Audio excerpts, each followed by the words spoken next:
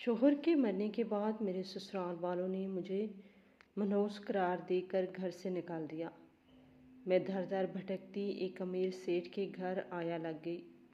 وہ سیٹھ مجھ پر بہت مہربان تھا اور مجھے اپنی بیٹیوں کی طرح رکھتا تھا۔ ایک دن سیٹھ کا اچانک انتقال ہو گیا اور اس کے لالچی رشتہ دار جائیداد بانٹنے آ گئے۔ جب وکیل نے سیٹھ کی وصیت پڑھ کر سنائی تو سارے رشتہ داروں کے رنگ اڑ گئے اور وہ میرے قدموں میں گر کر رونے لگے، کیونکہ اس وصیت کے مطابق سیٹھ نے کہتے ہیں کہ اگر کوئی آپ کو یہ کہے کہ تمہاری وجہ سے میری قسمت چمک گئی ہے تو آپ کو ڈر جانا چاہیے، کیونکہ جس دن اس کی قسمت خراب ہوئی تب وہ اپنی خراب قسمت کا الزام بھی آپ کے اوپر ہی لگائے گا۔ میری زندگی کی کہانی بھی ایسی ہی ہے۔ میرا نام سلمیٰ ہے اور میری شادی نارمل طریقے سے ہوئی۔ جیسے ہی میں جوان ہوئی میرے لیے رشتہ تلاش کرنے شروع کر دیے گئے اور میری شادی کروا دی گئی۔ رہی بات میری تو شادی کے حوالے سے میرے دل میں بہت سارے خواب خیال تھے، وہی جیسے لڑکیوں کے ہوتے ہیں۔ پتہ نہیں کیوں اپنے آس پاس ایسی شادی شدہ عورتیں دیکھنے کے باوجود بھی جن کے چہروں پر خوشی نام کی کوئی چیز نہیں ہوتی، ساری جوان لڑکیاں شادی کو ایک بہت بڑی فتنہ سی سمجھتی ہیں کہ جیسے شادی ہی خوشیوں کا دروازہ ہے۔ میں بھی یہی سمجھتی تھی کہ میں بھی خوش تھی، نئے نئے کپڑے ملیں گے، جوتے ملیں گے، کیونکہ مجھے زندگی میں کبھی کوئی خاص خوشی نہیں ملی تھی۔ میرے ماں باپ اس دنیا میں نہیں تھے، مجھے نانی نے پالا تھا، وہ بھی اب بوڑھی ہو چکی تھی۔ انہوں نے مجھ پر اپنی ساری طاقت لگا دی تھی۔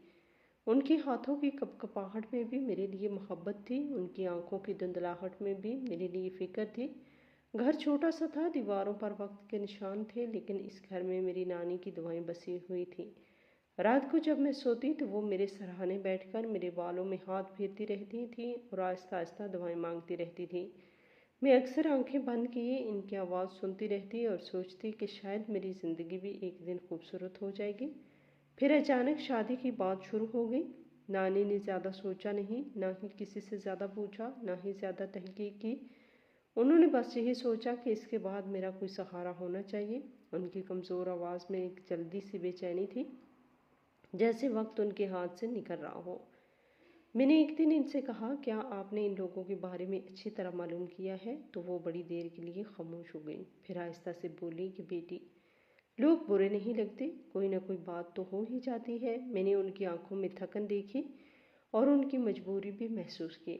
پھر ایک دن وہی لوگ ہمارے گھر آئے، ان کے چہروں پر عام سی مسکراہٹ تھی، باتوں میں سیدھا پن تھا، وہ جو بھی کہتے منہ پہ کہتے تھے۔ نانی نے بعد میں مجھ سے کہا کہ یہ لوگ تو منہ پر بول دیتے ہیں۔ میں نے ہلکی سی مسکراہٹ کے ساتھ کہا کہ جو لوگ منہ پر بول دیتے ہیں وہ دل کے صاف ہوتے ہیں، آپ فکر نہ کریں۔ اس دن کے بعد میرے دل میں عجیب سی خوشی بس گئی۔ میں آئینے کے سامنے کھڑی ہو کر خود کو دیکھتی اور سوچتی کہ اب میری زندگی بدلنے والی ہے، اب میرے دن بھی رنگین ہوں گے۔ میں نے خوابوں کی ایک دنیا اپنے اندر سجا لی تھی، جہاں ہر چیز خوبصورت تھی، ہر لمحہ خوشی سے بھرا ہوا تھا۔ میں یہ سب سوچ کر خوش تھی کہ میری شادی ہو رہی ہے، لیکن مجھے یہ نہیں پتا تھا کہ آگے کیا ہونے والا ہے۔ شادی میں ایک ہفتہ رہتا تھا جب ان لوگوں کی ایک لاٹری نکل آئی۔ زیادہ بڑی نہیں تھی، لیکن لاکھوں میں ضرور نکلی تھی۔ ان لوگوں کو کہنا شروع کر دیا کہ جب سے سلمیٰ کے ساتھ رشتہ جوڑا ہے ہمارے ساتھ سب کچھ اچھا ہی ہو رہا ہے۔ اب شادی میں ایک ہفتہ رہتا تھا اور 25 لاکھ روپے کی لاٹری نکل آئی۔ اور کیا چاہیے، انہی پیسوں میں ایسی شادی کریں گے کہ پورا شہر دیکھے گا۔ گھر کا ماحول اچانک بدل گیا۔ پہلے جہاں سادہ سی تیاری ہو رہی تھی، وہاں اب ہر طرف ایک جوش، ایک چمک نظر آنے لگی تھی۔ ان کے گھر سے آنے والی ہر خبر میں خوشی کی مہک ہوتی تھی۔ وہ لوگ بار بار یہی کہتے تھے کہ یہ سب سلمیٰ کے قدموں کی برکت ہے۔ وہ لوگ مجھے اور بھی زیادہ پسند کرنے لگے اور کہنے لگے کہ یہ تو بڑے نصیبوں والی لڑکی ہے، اس کے ماں باپ تو ہے نہیں، اسی لیے اللہ نے اس پر خاص کرم کیا ہوا ہے۔ ان کے لہجے میں تعریف بھی تھی اور ایک عجیب سا یقین بھی، جیسے واقعی میری آمد نے ان کی قسمت بدل دی ہو۔ میں یہ سب سن کر دل ہی دل میں خوش ہو رہی تھی۔ میرے اندر ایک نرم سی خوشی جاگتی تھی، جیسے میری زندگی واقعی کسی خوبصورت موڑ پر آ گئی ہو۔ میں آئینے کے سامنے کھڑی ہو کر اپنے چہرے کو دیکھتی اور سوچتی کہ شاید واقعی میں خوش قسمت ہوں، شاید اب میرے دن بدلنے والے ہیں۔ اسی خوشی کے بیچ ایک دن میری نانی نے مجھے اپنے پاس بٹھایا۔ ان کے چہرے پر سنجیدگی تھی، ان کی آنکھوں میں ہلکی سی فکر تیر رہی تھی۔ انہوں نے میرا ہاتھ اپنے ہاتھ میں لیا اور آہستہ سے کہا کہ بیٹا، جو لوگ آپ کو اپنی خوش قسمتی کی وجہ بتاتے ہیں پھر بعد میں بدقسمتی کی وجہ بھی آپ کو ہی بناتے ہیں۔ میں نے فوراً کہا کہ اللہ نہ کرے ایسا کچھ ہو۔ نانی نے گہری سانس لی اور کہا کہ بیٹا، زندگی ساری کی ساری حقیقت ہی ہوتی ہے، خواب نہیں ہوتی، لیکن اللہ خیر کرے گا۔ ان کی آواز میں دوا بھی تھی اور ایک انجانا سا خوف بھی تھا۔ میں نے ان کی بات کو دل پر نہیں لیا، یا شاید لینا نہیں چاہتی تھی، کیونکہ ہر طرف خوشیوں کا شور تھا۔ میرے دل میں بس ایک ہی خیال تھا کہ میری شادی ہونے والی ہے اور سب کچھ اچھا ہونے والا ہے۔ واقعی میری شادی بہت دھوم دھام سے ہوئی۔ جتنا ان لوگوں نے سوچا ہوا تھا اس سے بھی زیادہ بڑھ چڑھ کر کیا گیا تھا۔ روشنیوں سے سجا ہوا گھر، لوگوں کی آوازوں سے بھرا ہوا صحن، رنگ برنگے کپڑوں میں سجی عورتیں اور ہر طرف خوشی کا ایک شور تھا، جیسے کوئی تہوار ہو۔ ان کے پاس اب پیسے بھی زیادہ تھے، اسی لیے انہوں نے کسی چیز کی کمی نہیں چھوڑی۔ ہر چیز خوبصورت تھی، ہر انتظام دل کھول کر کیا گیا تھا اور میری بھی ہر خواہش پوری کی گئی تھی۔ جس چیز پر میں نے ہاتھ رکھا وہ انہوں نے مجھے لے کر دی، چاہے وہ کتنی ہی مہنگی کیوں نہ ہو۔ میرے کپڑے، زیور، جوتے، سب کچھ ایسا تھا جیسا میں نے کبھی خواب میں بھی نہیں سوچا تھا۔ میں خود کو ایک نئی دنیا میں محسوس کر رہی تھی، جیسے یہ سب کچھ واقعی میرے لیے ہی ہو۔ اور میرا جو ہونے والا شوہر تھا، اس کا نام شہزاد تھا، وہ بھی بہت اچھا انسان لگتا تھا۔ اس کے چہرے پر ایک سنجیدگی تھی، اس کی باتوں میں ٹھہراؤ تھا، وہ شکل و صورت کبھی برا نہیں تھا۔ جب وہ بات کرتا تو مجھے ایک عجیب سا سکون محسوس ہوتا تھا، جیسے واقعی میری زندگی ایک محفوظ راستے پر آ گئی ہو۔ میں ان سب چیزوں میں اتنا کھو گئی تھی کہ مجھے یہ احساس ہی نہیں رہا کہ کہانی کا اصل رخ ابھی سامنے آنا باقی ہے۔ خوشیاں جب اپنے عروج پہ ہوتی ہیں، دکھ تبھی دروازے پہ آگے دستک دینا شروع کر دیتے ہیں۔ میری شادی کا شروع کا ہفتہ بہت اچھا گزرا۔ ہر کوئی میرے ناز نخرے اٹھا رہا تھا۔ میرے سسرال والے واقعی بہت اچھے تھے۔ گھر میں ہر طرف ایک اپنائیت تھی، ایک نرم سی محبت تھی جو مجھے ہر لمحہ اپنے حصار میں لیے رکھتی تھی۔ وہ بار بار یہی کہتے تھے کہ اس بیچاری کے ماں باپ نہیں ہیں، اس کا خاص خیال رکھنا ہے۔ ان کے لہجے میں ہمدردی بھی تھی اور خلوص بھی تھا۔ شہزاد ان کا اکلوتا بیٹا تھا، اس لیے وہ اسے بھی بہت چاہتے تھے اور مجھے بھی اسی طرح اپنانے کی کوشش کر رہے تھے۔ میں صبح اٹھتی تو گھر میں ایک ہلکی سی رونق محسوس ہوتی، کچن سے چائے کی خوشبو آتی، صحن میں دھوپ پھیلی ہوتی اور میں ایک نئی زندگی کا حصہ بننے کی کوشش کرتی۔ شہزاد میرے ساتھ بہت نرمی سے پیش آتا، اس کی باتوں میں ایک سکون تھا، وہ چھوٹی چھوٹی باتوں کا خیال رکھتا اور میں دل ہی دل میں شکر ادا کرتی کہ شاید میری زندگی واقعی خوبصورت ہو گئی ہے۔ وہ دن بھی عام دنوں کی طرح شروع ہوا تھا، لیکن شاید قسمت نے اسی دن کو میرے لیے سب سے مشکل دن بنا کے رکھا تھا۔ شہزاد کسی کام سے باہر گیا ہوا تھا، آسمان پر ہلکے ہلکے بادل چھائے ہوئے تھے، ہوا میں ایک عجیب سی ٹھنڈک تھی، جیسے موسم کچھ کہنے کی کوشش کر رہا ہو۔ اچانک میرا دل کچھ کھانے کو چاہا، ایک بچگانہ سے خواہش جاگی اور میں نے شہزاد کو میسج کر دیا کہ میرا پیزا کھانے کا دل کر رہا ہے۔ مجھے یقین تھا کہ وہ فوراً لے آئے گا، کیونکہ وہ ہمیشہ میری بات کو اہمیت دیتا تھا۔ وقت گزرتا گیا لیکن وہ واپس نہ آیا۔ اس کی امی نے بے چینی سے پوچھا کہ باہر تو باہر ہی تھوڑی ہے، ابھی تک شہزاد کیوں نہیں آیا؟ میں نے ہلکی سی مسکراہٹ کے ساتھ کہا، امی میں نے پیزا منگوایا ہے، میرا پیزا کھانے کو دل کر رہا تھا۔ انہوں نے آہستہ سے کہا، ٹھیک ہے بیٹا، لیکن موسم بڑا خراب ہے۔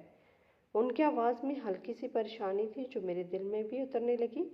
میں نے کہا کہ میں فون کرتی ہوں۔ میں نے دل میں سوچا کہ اسے کہہ دوں گی کہ پیزا رہنے دے، بس گھر آ جائے، لیکن جب میں نے کال کی تو فون نہیں اٹھایا جا رہا تھا۔ ایک بار، دو بار، پھر بار بار میں کال کرتی رہی، لیکن ہر بار خاموشی ہی ملی۔ میرا دل دھڑکنے لگا، ایک انجانا سا خوف میرے اندر جگہ بنانے لگا۔ میں بار بار دروازے کی طرف دیکھتی، جیسے ابھی وہ اندر آئے گا اور سب ٹھیک ہو جائے گا، لیکن وقت گزرتا جا رہا تھا، وہ نہیں آ رہا تھا۔ تھوڑی دیر بعد گھر کے باقی لوگ بھی پریشان ہونے لگے، ہر چہرے پر فکر کے آثار تھے، ہر آنکھ دروازے کی طرف لگی ہوئی تھی، جیسے سب کو کسی بری خبر کا انتظار ہو۔ پھر اچانک ایک انجانے نمبر سے کال آئی، گھر میں ایک دم سناٹا چھا گیا، سب کی نظریں ایک دوسرے پر جم گئی۔ فون اٹھایا گیا، دوسری طرف سے ایک اجنبی آواز آئی اور اس کی آواز نے ایک ہی لمحے میں ہماری پوری دنیا بدل دی۔ پتہ چلا کہ شہزاد کا ایکسیڈنٹ ہو گیا ہے اور وہ اس دنیا سے جا چکا ہے۔ یہ الفاظ جیسے کسی نے میری کانوں میں نہیں بلکہ میرے دل میں گھونپ دیے ہوں۔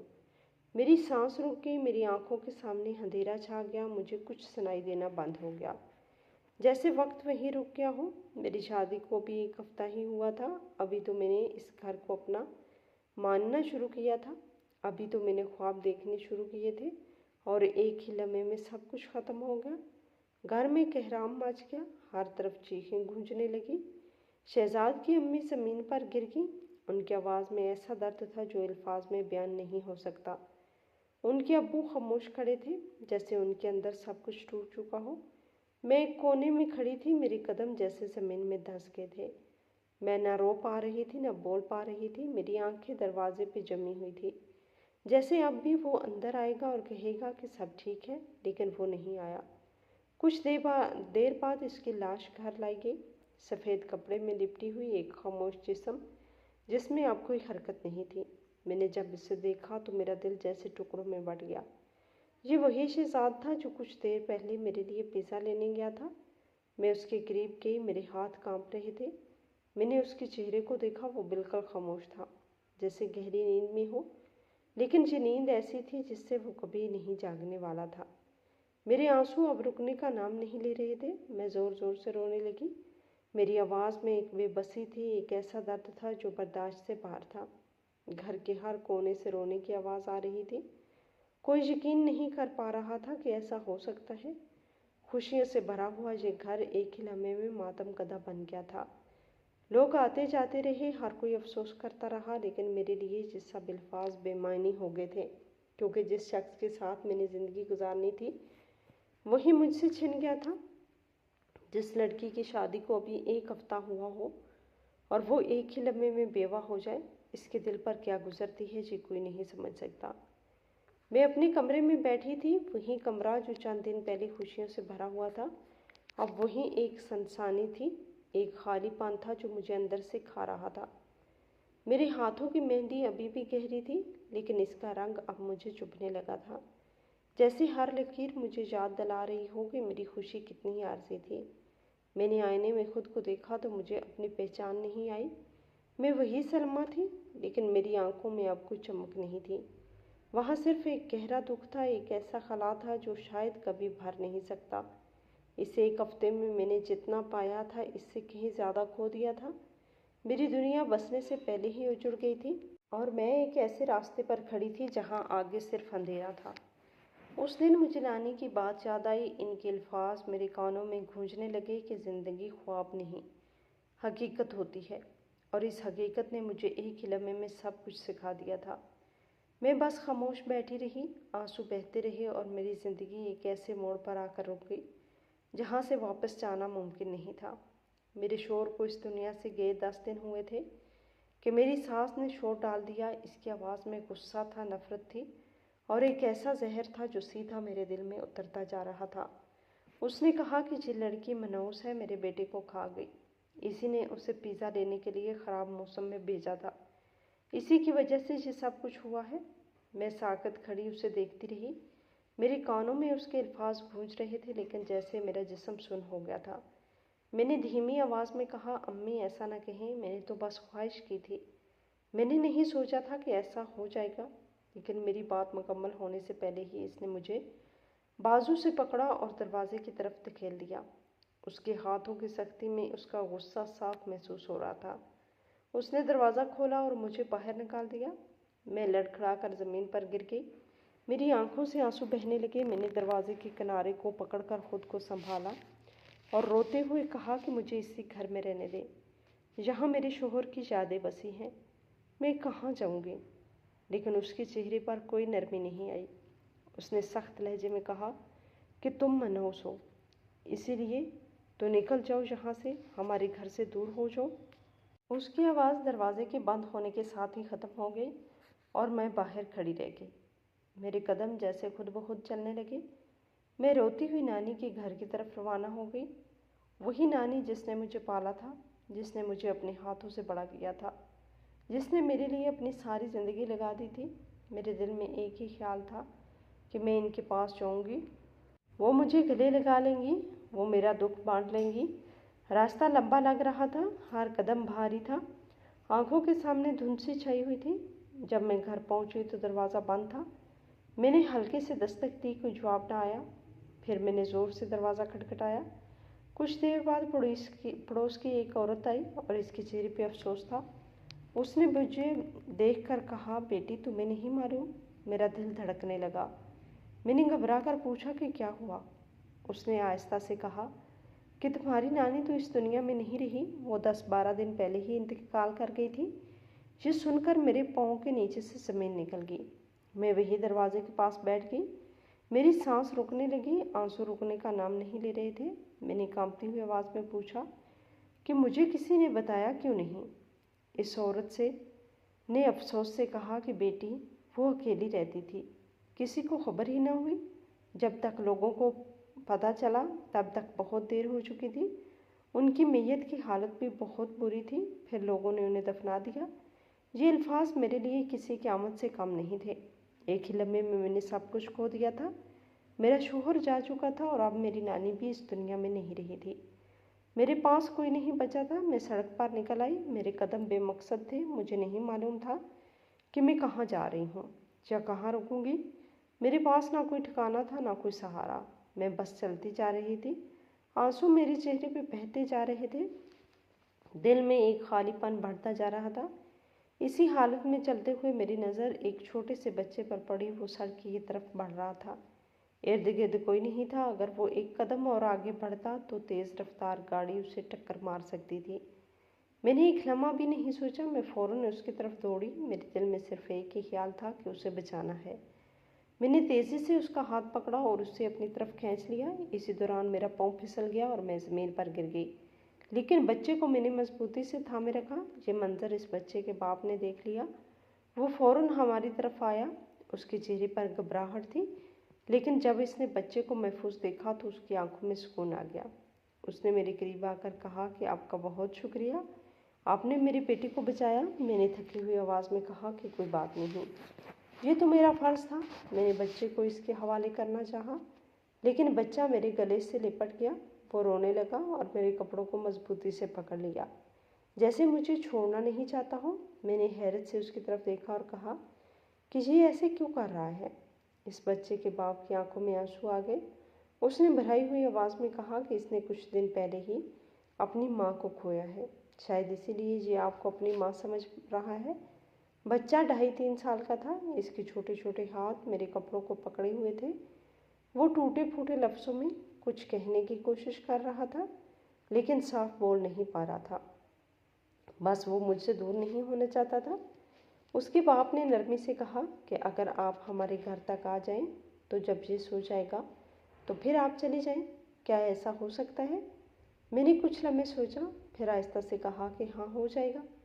ऐसा मैं चलती हुई उनके साथ चल पड़ी। रास्ते में बच्चा मेरे कंधे से लगा रहा। थोड़ी देर बाद सो गया।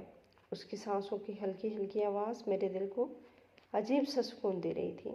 हम एक बड़े से घर के सामने रुके। दरवाज़ा खुला और मैं अंदर दाखिल हुई। घर बहुत बड़ा था। हर चीज़ सलीके से रखी हुई थी। हर तरफ खामोशी थी, जैसे इस घर में भी कोई कमी हो। मैंने बच्चे को एहतियात से बिस्तर पर लटा दिया। वो गहरी नींद में था। उसके चेहरे पर एक मासूम सुकून था। मैं कुछ लम्हे उसे देखती रही, फिर मुड़कर जाने लगी। तब इसके बाप ने मुझे रोका और पूछा कि आप सड़क पर अकेली कहाँ जा रही थी और कहाँ रहती हैं? मैंने थोड़ी देर खामोश रहकर अपनी पूरी कहानी सुना दी। मेरे अल्फाज में दर्द था और आंखों में आंसू। जब मैंने सब कुछ बयान किया तो वो कुछ देर खामोश खड़ा रहा। फिर इसने कहा, अगर आप इस बच्चे की आया का काम करें तो क्या ये नौकरी आप कर पाएंगी? उसने आहिस्ता से कहा कि इसकी माँ नहीं है, उसे किसी की ज़रूरत है, और मैंने अभी देखा कि ये आपके साथ मानूस हो गया है। शायद ये किस्मत का इशारा है। मैंने फ़ौरन हाँ कर दी। मैंने कहा, क्यों नहीं हजूर, मैं काम करूँगी, मुझे रहने की जगह मिल जाए, वरना मुझे तो ये भी मालूम नहीं था कि मैंने रात कहाँ गुजारनी है। उसने हल्की सी मुस्कुराहट के साथ कहा, फिर ये अल्लाह का करम है कि आपका काम भी हो गया और मेरा भी। उसने अपना नाम बताया कि वो सेठ असलम है। मैंने सर झुका लिया और दिल ही दिल में सोचा कि शायद मेरी टूटी हुई ज़िंदगी को एक नया सहारा मिल गया है। सेठ साहब की उम्र बहुत ज़्यादा थी और ये बच्चा सिर्फ 2.5 साल का था। میں کئی دنوں سے یہ بات سوچ رہی تھی، دل میں سوال اٹھتا تھا کہ اتنی عمر میں یہ چھوٹا سا بچہ کیسے، لیکن میں نے کبھی پوچھنے کی ہمت نہیں کی۔ میں خاموشی سے اپنے کام میں لگی رہتی، علی کے ساتھ وقت گزارتی اور اس کی معصوم باتوں میں خود کو بہلانے کی کوشش کرتی۔ ایک دن شام کا وقت تھا، گھر کے صحن میں ہلکی ہلکی ہوا چل رہی تھی۔ علی میرے پاس کھیل رہا تھا اور سیٹھ اسلم کرسی پر بیٹھے اسے دیکھ رہے تھے۔ ان کے چہرے پر ایک عجیب سی نرمی تھی، جیسے وہ اسے دیکھ کر اندر سے سکون محسوس کرتے ہوں۔ اچانک انہوں نے میری طرف دیکھا اور آہستہ سے بولے کہ شاید تمہارے دل میں یہ سوال ہو کہ یہ بچہ میرا کیسے ہے۔ میں تھوڑی گھبرا گئی۔ میں نے فوراً کہا کہ نہیں، میں نے کبھی ایسا نہیں سوچا، لیکن انہوں نے ہلکی سی مسکراہٹ کے ساتھ کہا، نہیں، تم ضرور سوچتی ہو، ہر کوئی یہی سوچتا ہے۔ پھر انہوں نے گہری سانس لی اور آہستہ آہستہ بولنا شروع کیا کہ دراصل یہ بچہ میرا نہیں ہے، اس کا مجھ سے کوئی تعلق نہیں۔ جیسے تم مجھے ملی، ویسے ہی یہ بچہ بھی مجھے سڑک سے ملا تھا، لیکن اس وقت یہ صرف 20-25 دن کا تھا۔ میں حیرت سے ان کی طرف دیکھتی رہ گئی، میری آنکھیں کھل گئی، دل میں ایک عجیب سا احساس پیدا ہوا۔ میں نے علی کی طرف دیکھا جو زمین پر بیٹھا اپنے کھلونوں سے کھیل رہا تھا، اور سوچنے لگی کہ یہ ننھا سا بچہ کتنی بڑی آزمائش سے گزرا ہوگا۔ انہوں نے بات جاری رکھی اور کہا، اس دن میں کہیں جا رہا تھا، سڑک کے کنارے ایک کپڑے میں لپٹا ہوا یہ بچہ پڑا تھا، کوئی پاس نہیں تھا، کوئی اسے اٹھانے والا نہیں تھا۔ لوگ آتے جاتے رہے لیکن کسی نے توجہ نہیں دی۔ ان کی آواز میں درد تھا، وہ ماضی کو یاد کر رہے تھے۔ انہوں نے کہا کہ میں نے جب اسے دیکھا تو میرا دل کانپ گیا، میں اسے چھوڑ نہ سکا، میں نے اسے اٹھایا اور گھر لے آیا، تب سے میں نے اسے پالا ہے۔ انہوں نے علی کی طرف دیکھتے ہوئے کہا کہ اب یہ میرے لیے سب کچھ ہے، میری زندگی کا سہارا، اس کا نام میں نے علی رکھا ہے۔ میں یہ سب سن کر خاموش رہ گئی، میرے دل میں ان کے لیے ایک عجیب سی عزت پیدا ہو گئی۔ میں سوچنے لگی کہ آج کے دور میں بھی ایسے لوگ ہوتے ہیں جو کسی اجنبی کے لیے اپنا سب کچھ لگا دیتے ہیں۔ میں نے آہستہ سے کہا کہ آپ نے بہت بڑا کام کیا ہے، ہر کوئی ایسا نہیں کر سکتا۔ انہوں نے ہلکی سی مسکراہٹ کے ساتھ کہا کہ یہ سب اللہ کا کرم ہے۔ میں نے دل ہی دل میں سوچا کہ پہلے انہوں نے اس بچے کی مدد کی اور اب میری بھی۔ کیا واقعی اس دنیا میں ایسے لوگ ہوتے ہیں جو بغیر کسی مطلب کے دوسروں کا سہارا بن جاتے ہیں؟ مجھے لگا کہ وہ اس دنیا میں اکیلے ہیں، شاید ان کا کوئی اپنا نہیں، اسی لیے انہوں نے دوسروں کو اپنا لیا ہے۔ لیکن جیسے ہی یہ خیال میرے دل میں آیا، انہوں نے خود ہی کہا کہ ایسا نہیں ہے، میرے بہت سارے رشتہ دار ہیں۔ ان کے لہجے میں ایک عجیب سی سنجیدگی تھی، جیسے اس بات کے پیچھے بھی کوئی کہانی چھپی ہو۔ میں خاموشی سے انہیں دیکھتی رہی اور محسوس کیا کہ ان کی زندگی بھی شاید اتنی سادہ نہیں جتنی نظر آتی ہے۔ اس گھر میں مجھے ہر طرح کی سہولت حاصل تھی، میرا کام صرف علی کو سنبھالنا، اس کی دیکھ بھال کرنا اور اس کا خیال رکھنا تھا۔ صبح ہوتی تو میں اس کے ساتھ جاگتی، وہ ہنستا کھیلتا میرے ارد گرد گھومتا رہتا اور میں اس کی ہر بات پر مسکرا دیتی۔ آہستہ آہستہ وہ مجھ سے اس طرح مانوس ہو گیا جیسے واقعی میں اس کی ماں ہوں۔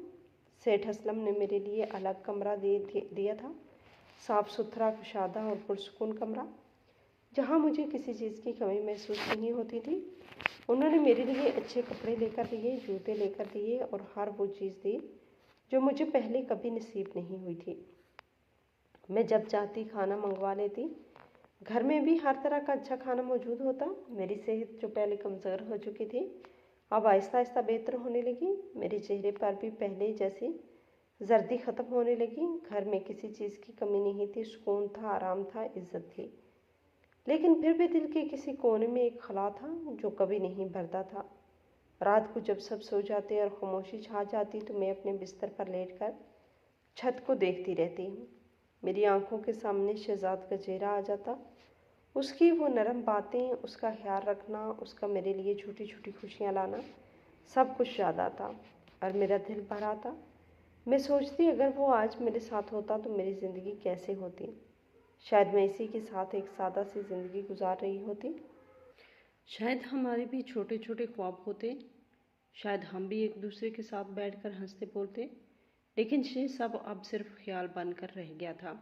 علی کے ساتھ وقت گزار کر میں کچھ دیر کے لیے اپنے دکھ کو بھول جاتی تھی، لیکن جیسے ہی تنہائی آتی وہی درد پھر سے جاگ اٹھتا تھا۔ اور پھر مجھے نانی کی بات یاد آتی۔ ان کے الفاظ جیسے میرے دل میں گونجتے تھے کہ جو لوگ تمہیں اپنی خوش قسمتی کی وجہ بتاتے ہیں وہی تمہیں بدقسمتی کا سبب بھی بنا دیتے ہیں۔ واقعی ایسا ہی ہوا تھا۔ مجھے منحوس کہہ کر اس گھر سے نکال دیا جاتا تھا جہاں میں نے ابھی قدم ہی رکھا تھا۔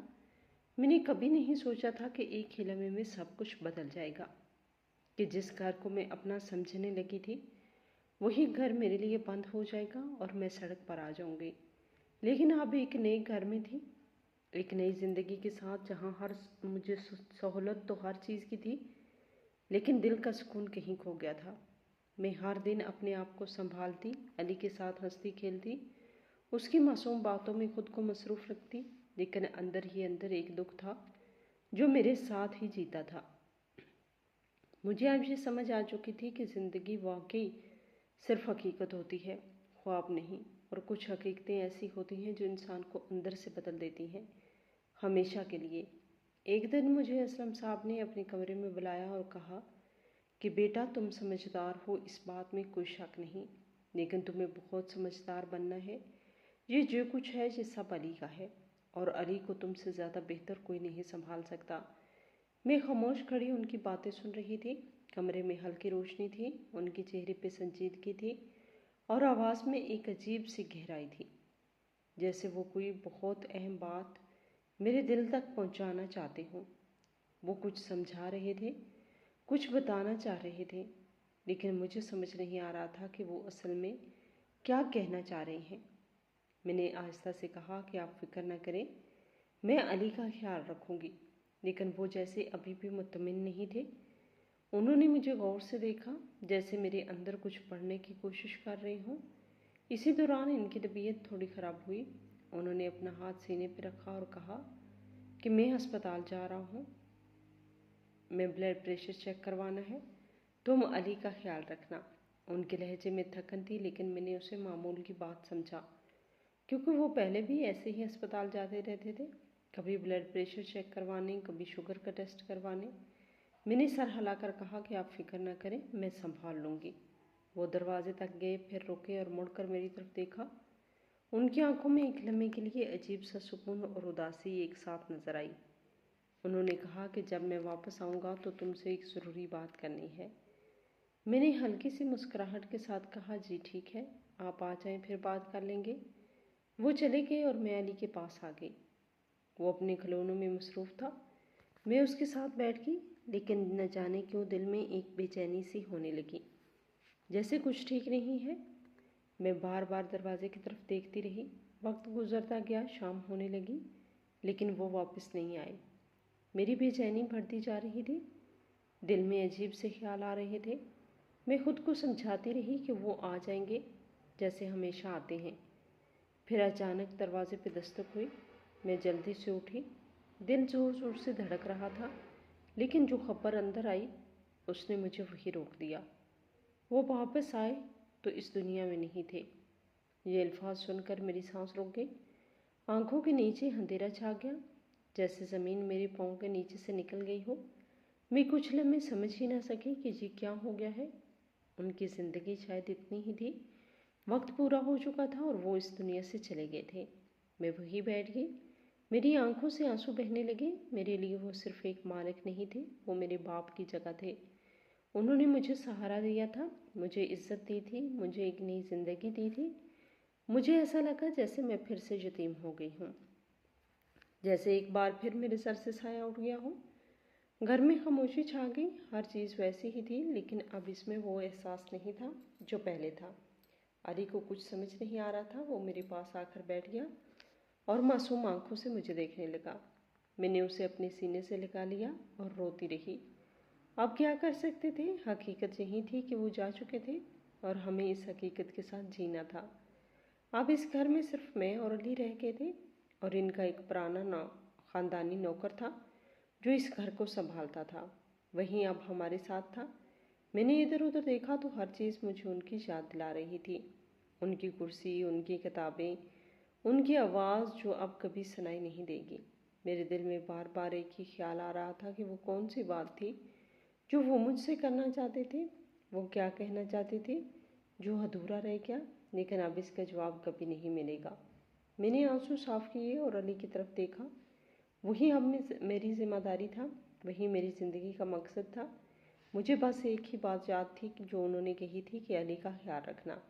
मैंने दिल ही दिल में वादा किया कि मैं इस बच्चे को कभी अकेला नहीं छोड़ूंगी, चाहे हालात कैसे भी हों। अब मेरी ज़िंदगी का रास्ता यही था, मुझे इसी रास्ते पे चलना था। 10-15 दिन गुजरे थे कि असलम साहब के रिश्तेदार आ गए। घर का सुकून जो पहले ही टूट चुका था अब मुकम्मल तौर पर ख़त्म हो गया। दरवाजे पर एक के बाद एक लोग आ रहे थे। हर चेहरे पर संजीदगी कम और लालच ज़्यादा नजर आ रहा था। मैं एक तरफ खड़ी सबको देख रही थी। वो लोग घर के अंदर इस तरह घूम रहे थे जैसे ये सब कुछ पहले से ही इनका हो। वो अलमारियां खोलते, चीज़ें देखते, आपस में सरगोशियां करते और बार बार जायदाद का जिक्र करते। मुझे याद आया कि असलम साहब ने कहा था कि इनके बहुत सारे रिश्तेदार हैं, लेकिन उन्होंने कभी ये नहीं बताया था कि वो इनसे दूर क्यों रहते हैं। इसी दौरान ख़ानदानी नौकर बाबा मेरे पास आए। उनके चेहरे पर फिक्र थी। उन्होंने आहिस्ता से कहा कि बेटी, ये लोग असलम साहब को सिर्फ अपना बैंक समझते थे। जब ज़रूरत होती थी पैसे लेने आ जाते थे। जब असलम साहब को हकीकत का पता चला तो उन्होंने सबसे किनारा कशी इख्तियार कर ली थी। मैंने हैरत से इनकी तरफ देखा और कहा कि फिर आप ये क्यों आए हैं? नौकर बाबा ने एक गहरी सांस ली और कहा कि अब ये जायदाद के लिए आए हैं, हिस्सा मांगने के लिए, वसीयत निकलवाने के लिए। मेरे दिल में एक खौफ सा बैठ गया। मैंने धीमी आवाज़ में पूछा कि अब क्या होगा? नौकर बाबा ने उदास लहजे में कहा कि अब क्या होना है, सारा कुछ ये लोग ले जाएंगे, तुम लोगों को कुछ नहीं मिलेगा क्योंकि तुम दोनों ही लेपालक हो। लेपालक बच्चों का जायदाद में कोई हिस्सा नहीं होता। ये सुनकर मेरा दिल बैठ गया। मैंने अली की तरफ देखा जो बेखबर अपने खिलौनों में मसरूफ़ था। उसे क्या मालूम कि इसकी ज़िंदगी एक बार फिर बदलने वाली है। मैंने बेबसी से कहा, काश हम इन लोगों को यहाँ से निकाल सकते, काश कुछ कर सकते। लेकिन नौकर बाबा ने सर हिला दिया और कहा कि नहीं बेटी, कुछ नहीं हो पाएगा। घर के अंदर आवाज़ें बढ़ती जा रही थी, बहस हो रही थी, कागजात की बात हो रही थी। हर कोई अपने हिस्से में की फ़िक्र में था। किसी को असलम साहब की याद नहीं थी, किसी को अली की फ़िक्र नहीं थी। मैं कुछ देर खामोश रही, फिर मैंने आहिस्ता से कहा कि कोई बात नहीं। जब मैं सड़क पर खड़ी थी तो असलम साहब ने आकर मेरी मदद की थी। इस तरह कोई और भी मदद कर देगा। मेरे अल्फाज में भी दुख था, लेकिन एक हल्की सी उम्मीद भी थी। नौकर बाबा ने मेरी तरफ देखा, उनकी आंखों में नमी थी। उन्होंने कहा कि बेटी, अगर कुछ ऐसा हुआ तो तुम मेरे साथ मेरे घर चलना। मैं गरीब ज़रूर हूँ, लेकिन 2 वक्त की रोटी हम तुम्हें खिला ही देंगे।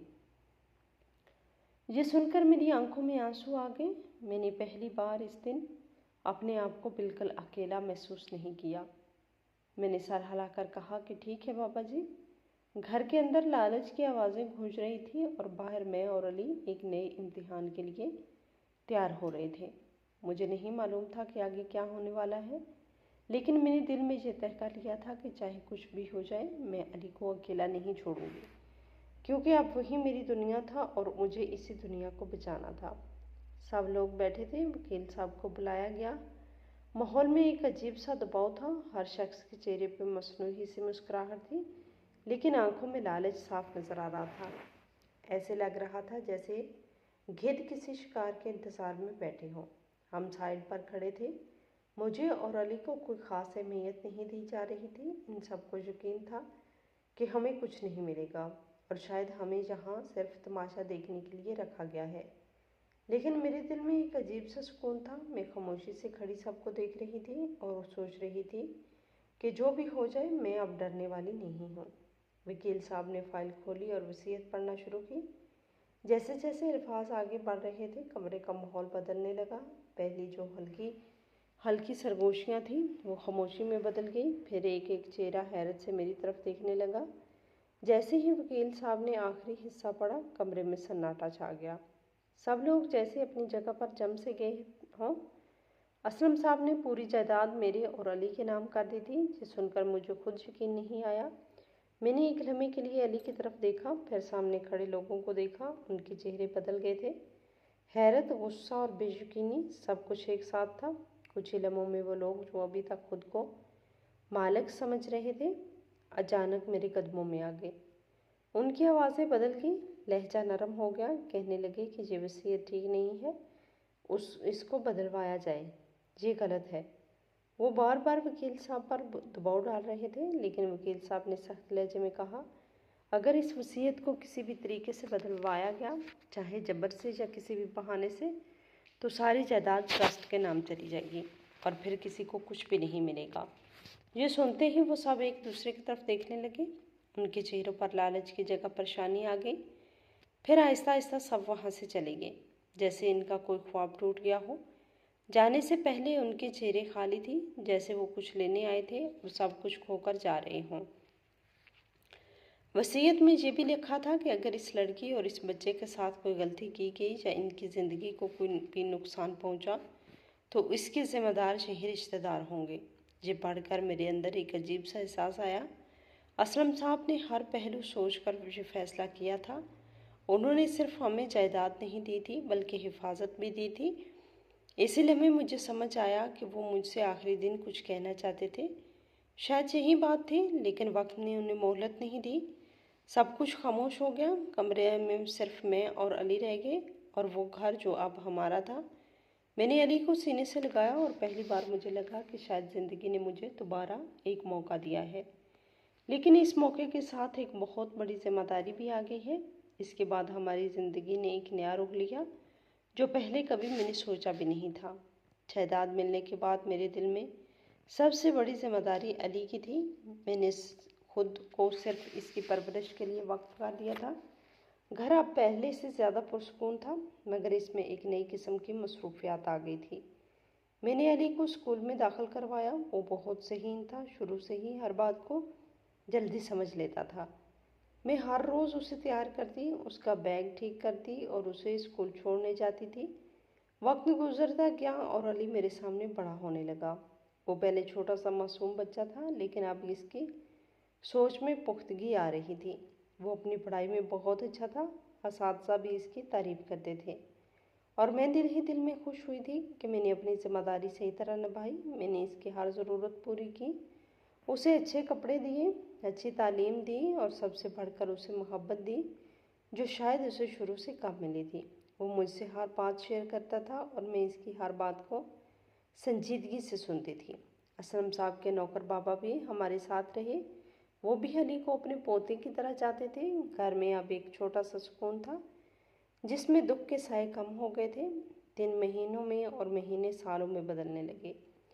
پھر وہ دن بھی آ گیا جب علی 18 سال کا ہو گیا تھا۔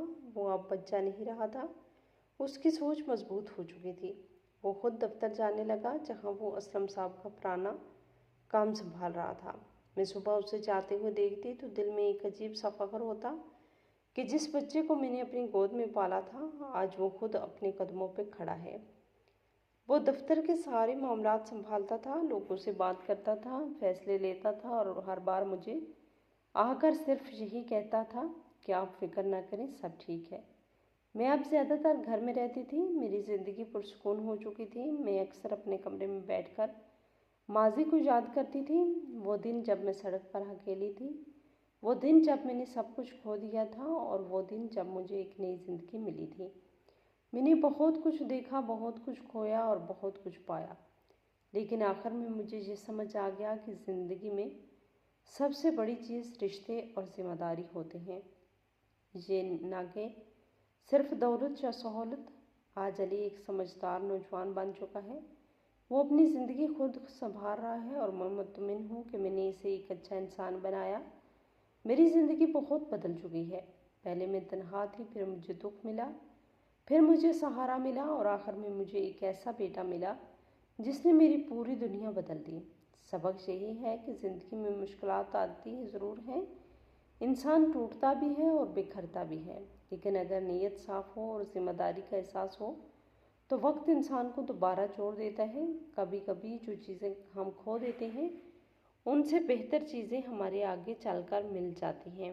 بس ضرورت اس بات کی ہوتی ہے کہ انسان صبر کرے اور اپنے کردار کو مضبوط رکھیں، کیونکہ وقت کبھی ایک جیسا نہیں رہتا، وہ بدلتا ہے اور ساتھ ساتھ انسان کی تقدیر بھی بدل دیتا ہے۔ ہماری آج کی یہ کہانی آپ کو کیسے لگی؟ کمنٹ باکس میں اپنی رائے کا اظہار ضرور کریں، اور مزید اس طرح کی سبق آموز کہانیاں سننے کے لیے ہماری ویڈیو کو لائک کریں، شیئر کریں اور ہمارے چینل کو سبسکرائب کریں۔